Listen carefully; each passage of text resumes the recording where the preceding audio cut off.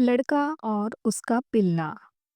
एक छोटे से गांव के किनारे, जो पहाड़ियों और हरे भरे मैदानों से घिरा हुआ था, एक लड़का रहता था जिसका नाम था एथन।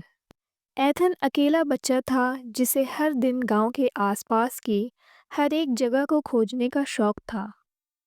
उसके दिन रोमांच से भरे होते थे, लेकिन उसके जीवन में एक कमी थी।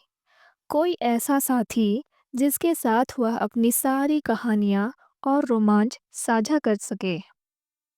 एक सुबह जब एथन नदी की ओर जा रहा था, उसने एक हल्की सी कराहने की आवाज़ सुनी। उत्सुक होकर उसने उस आवाज़ का पीछा किया और उसे जंगली फूलों के पीछे एक खोखले तने में छिपा एक छोटा डरपोक पिल्ला मिला। उसका फर भूरे और सफ़ेद रंग का था और उसके कान इतने प्यारे ढंग से लटक रहे थे कि एथन का दिल भर आया। अरे छोटे साथी, एथन ने धीरे से कहा, घुटनों के बल बैठते हुए। पिल्ला पहले पीछे हट गया, लेकिन फिर उसने अपना सिर झुकाकर सोचा, जैसे वह तय कर रहा हो कि क्या इस दयालु आवाज वाले लड़के पर भरोसा किया जाए। एथन घास पर बैठ गया और इंतजार करने लगा।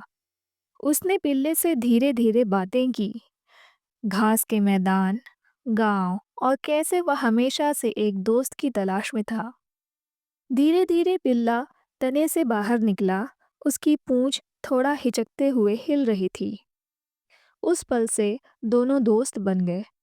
एथन ने पिल्ले का नाम मैक्स रखा था और वे साथ में पहाड़ियां पर घूमते, मैदानों में दौड़ते और नदी में मस्ती करते। मैक्स में अजीब सी ताकत थी। वह छुपे हुए रास्तों और नई रोमांचकारी जगहों को खोज लेता था। एक दिन जब सूरज ढलने वाला था, एथन और मैक्स जंगल के किनारे पर पहुंचे। उन्हें हमेशा जंगल से दूर रहने की चेतावनी दी गई थी, लेकिन मैक्स ने उत्साह से भौंकते हुए एथन को अंदर चलने का इशारा किया। हिम्मत और जिज्ञासा से भरकर एथन ने जंगल में कदम रखा। जंगल आवाज़ों से भरा हुआ था, पत्तियों की सरसराहट, झिंगुरों की चहचहाहट और कभी-कभी उल्लू की आवाज़।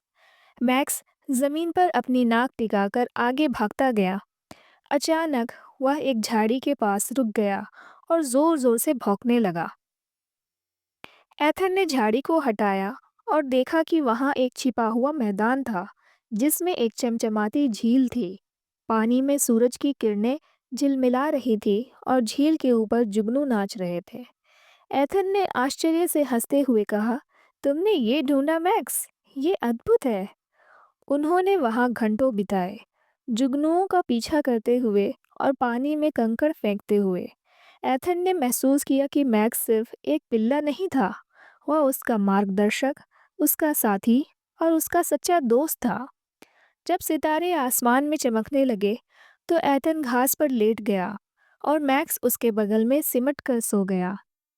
एथन ने ऊपर विशाल आकाश की ओर देखा और सोचा कि वह कितना खुशकिस्मत है कि उसे मैक्स मिला, या शायद मैक्स खुशकिस्मत था कि उसे एथन मिला। उस दिन से एथन और मैक्स दुनिया के छुपे हुए चमत्कारों की खोज में लगे रहे, हमेशा साथ साथ। उनकी दोस्ती हर नए रोमांच के साथ और भी गहरी होती गई, यह दिखाते हुए कि एक लड़के और उसके कुत्ते के बीच का बंधन कितना मजबूत होता है।